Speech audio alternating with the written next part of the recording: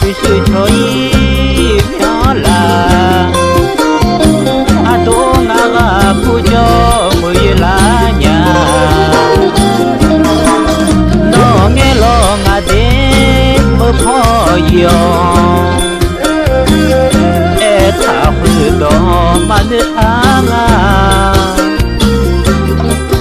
thì cô cho na ô la ma e thả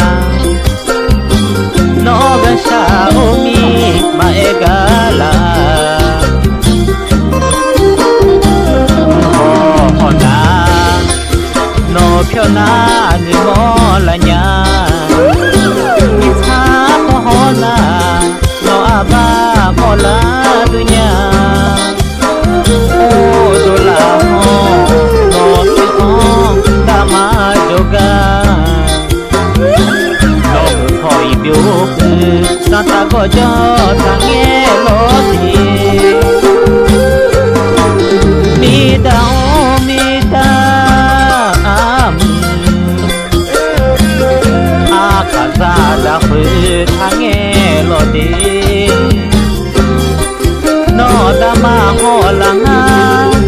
ô lá để họ cho là yêu như nó đã mà tu nữa xa mà tu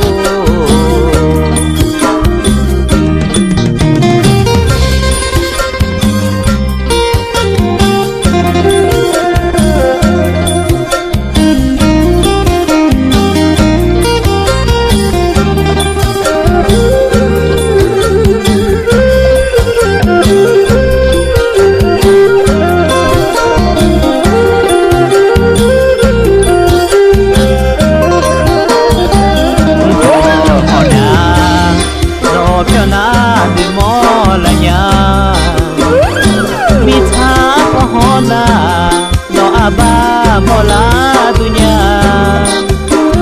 ô đô la ho nó mi ho ta ma cho ca nó mới khỏi biểu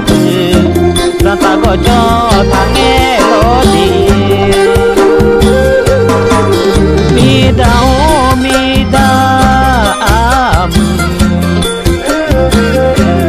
khả ra đã huy ta nghe lo đi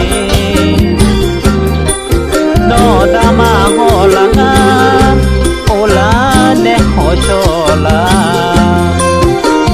như như nó đã mà đôi xa mà đôi